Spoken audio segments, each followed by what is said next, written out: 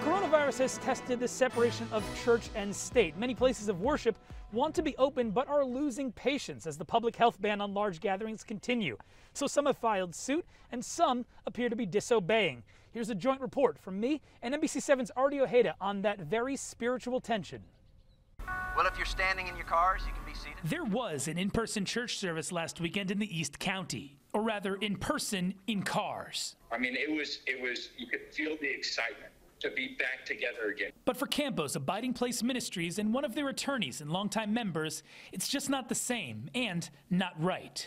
The church shouldn't be deemed non-essential just because the governing officials we have don't have the same value for it as they have for a gun store or for a marijuana shop. According to the state's public health order, faith-based services are essential, but only through streaming or ways that support social distancing. Large gatherings are still not allowed. Congregations of people mixing from far and wide, coming together, proximate in an enclosed space at large scales is a point of obvious concern. So Abiding Places and other places of worship have taken legal action against the county and the state to let them open their doors. A new suit from Bishop Arthur Hodges of South Bay United Pentecostal Church argues in part Zoom meetings and such are inadequate. For example, it is an essential for people to be baptized, but you can't baptize yourself.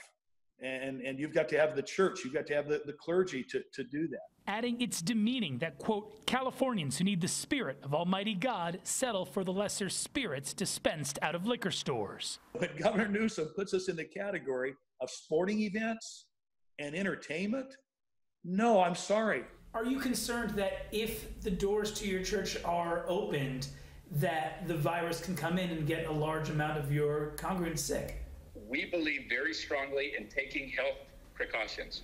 I know there's some churches who say, hey, you know what? We're not going to take this virus seriously, and we're just going to meet, and we're going to believe God's going to protect us from it, and that's not us. But legal analyst Dan Eaton says it's unlikely they'll win. The state has a broad authority in the midst of a temporary emergency to close down all manner of activity on a temporary basis, including churches. A public battle between church and state, but as NBC7's Artie Ojeda reports, the courts are not always involved.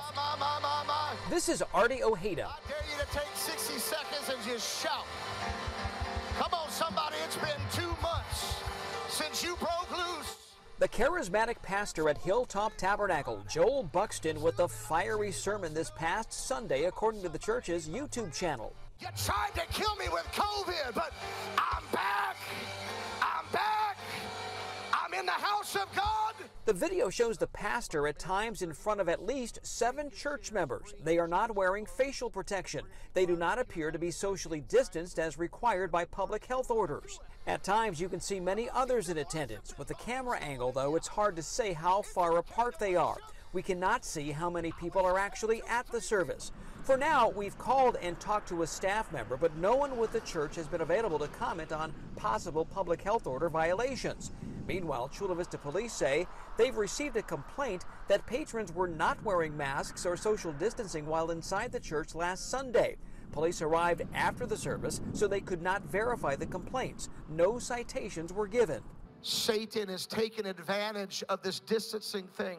During Sunday's sermon, the pastor appears to downplay social distancing concerns, even planning a park barbecue at the end of the month. Churches are definitely being treated differently and worse, kind of like second-class citizens. Attorney Dean Broyles is not connected to Hilltop, but is suing Governor Newsom on behalf of another church, claiming the state is violating a First Amendment right to assemble and worship. He says health concerns are legitimate, but churches are safer than many big box stores. I would encourage them to meet, but advising them that according to the current state orders, they're engaging in what I would call Christian principled civil disobedience. In other words, there could be a price to pay for their decision to obey God over man.